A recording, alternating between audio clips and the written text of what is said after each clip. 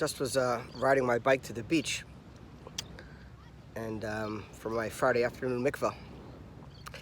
And there was this guy who was going across the street, and there was cars coming, and he already started crossing. So all of a sudden he started booking it, like really, really fast. It was like Jesse Owens in his prime. But I looked, and that was only the top of his body. His legs were going like this. It was like it was two different people. And his upper body was moving so fast. And I'm thinking to myself, does he really think he's moving like faster? Because his legs are going really, really slow. Anyways, it got me thinking, and what if there was a machine that could capture our thoughts all day long? Would our thoughts be on where we are?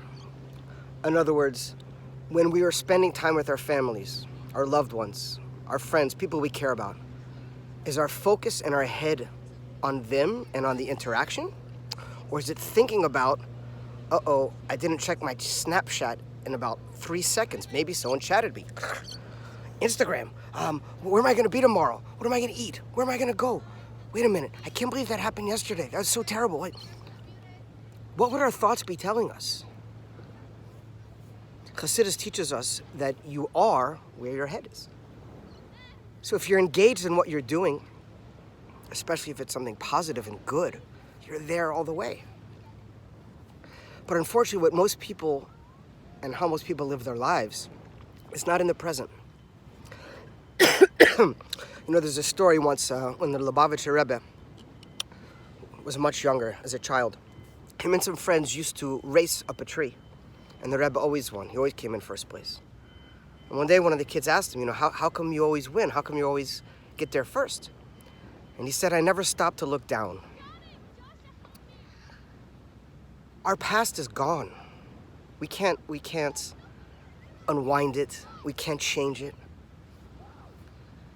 All we have is now. We have this moment in life to make a difference, to make the world a better place than it was before. Yet so often we're just stuck in the past of guilt, negativity. We're now in the middle of the 3 weeks, which are historically known as the Bein HaMitzrim, the narrow days. By far the most sad 3 weeks in the history, in the calendar, in the Hebrew calendar. It's when all the destructions of the Beis HaMikdash begun. It's when the Beis HaMikdash on the 9th of Av ultimately was completely destroyed, not once but twice. It's days of mourning, especially the 9 days and especially the 9th of Av. And historically, for thousands of years, that's what we've been doing, is mourning. Yet the Rebbe came along and changed everything. As a true visionary, as a true someone who sees beyond, he told us, not anymore. Yes, we've done wrong as a people, as individuals. And yes, we're sorry. But we must move ahead. And we must focus not on the past, but on the present and on the future. And on the same 9th of Av, on the same day that brought about the worst calamities in the history of Jewish people, our sages teach us Mashiach was born. It doesn't mean Mashiach physically came into the world in a body. It means the energy that God put into the world and said, one day I will fix this world up and it will return to perfection as I first visioned it before I made you all my partners in helping me put in the finishing touches. The Rebbe said, now we are living in the days of Mashiach. The third temple is moments away from coming. Mashiach is this close to revealing himself. In other words, for 5,779 years, for over 3,200 years after the Torah was given. All the work, all the goodness that's been done, we no longer have to think about the past.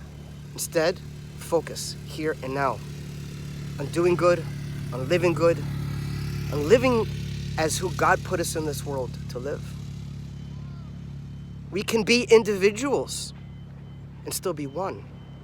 Being one doesn't mean we have to try to change our identity or our gender or our color to have one person that all looks the same.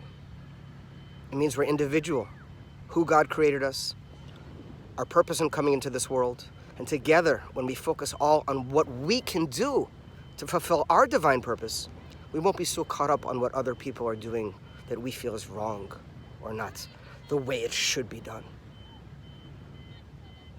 May God bless you, that during these 3 weeks, as the Rebbe teaches us, we focus on the Beis Hamikdash, we learn about Mashiach, and we anticipate any single moment Mashiach coming right now. It's no longer regret of the past, but preparation for the immediate future. Mashiach now. God bless.